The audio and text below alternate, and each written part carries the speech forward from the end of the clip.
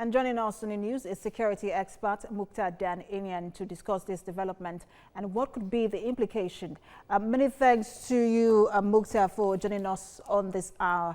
You have heard about the release of Timothy Wicks and Kevin King in a prisoner deal swap between the Afghan and the Taliban.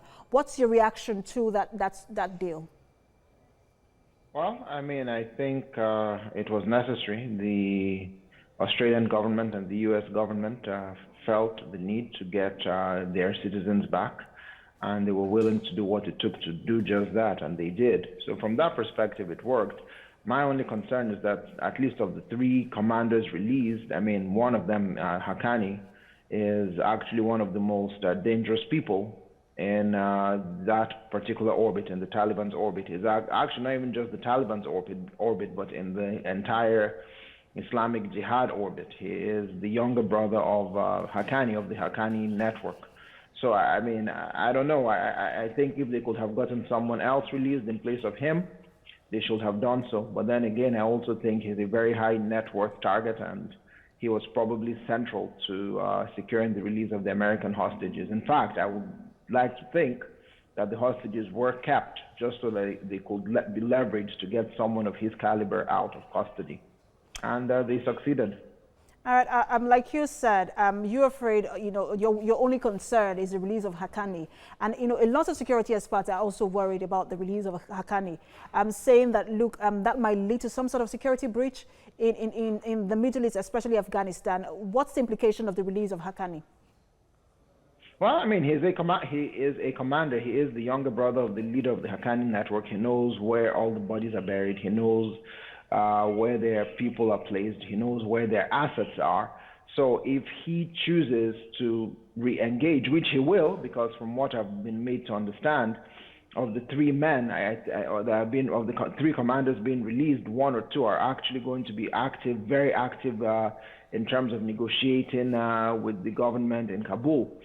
So he's going to play a role. I mean, I don't know what checks have been put in place to ensure that his role isn't in the extremist end of things, which is the use of violence, but I don't think that's likely. I think those people are mentally geared for violence, and I think that's all they want to do ultimately. I don't think their goal of installing a Taliban government in Kabul has changed or will ever change. They almost had peace talks with the U.S. President Donald Trump, which was cancelled recently. People are saying that, look, this might be a step towards another peace talk with, or peace agreement with the Afghan government. Do you see that happening at all? It can. I mean, Haqqani is probably one of the highest, most important people that have been in captivity. His release actually does do a lot of good for relations between the Taliban and the government in Kabul. But again, the only thing is the Taliban wants a Taliban-style administration. They don't want anything else. They do not want to share power. They do not want to play a role as being in a democratic system. They want what they want, and that is for them to rule the entire country, as they're doing in large sections of it at this point in time. So from that perspective, it's hard to tell. It's really hard to tell. But I mean, we all want peace to reign, but with the Taliban, is it likely? Probably not. The Taliban negotiators were also in Beijing recently to meet with the someone in the Beijing government. Do you see China being able to lead these peace talks? And if they're able to, what sort of agreements would you want to reach in Afghanistan? I think the best thing that can happen right now is that the Taliban would agree that the territory that they currently hold, and they do hold a lot of territory in Afghanistan, they will be allowed to hold it without interference from the government in Kabul. And the government in Kabul will also say, you know what, the areas we control, you guys are not going to go in there and carry out acts of terror. I think in the short term, that's probably the best case scenario.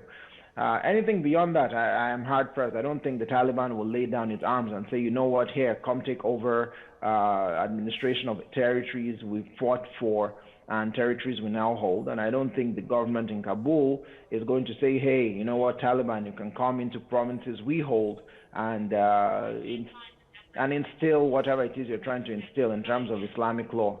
So I think it's a stalemate in many ways, and that stalemate is the best thing is each of them will have their area of responsibility and they will not interfere with each other. That's the best deal, but at least it will be codified.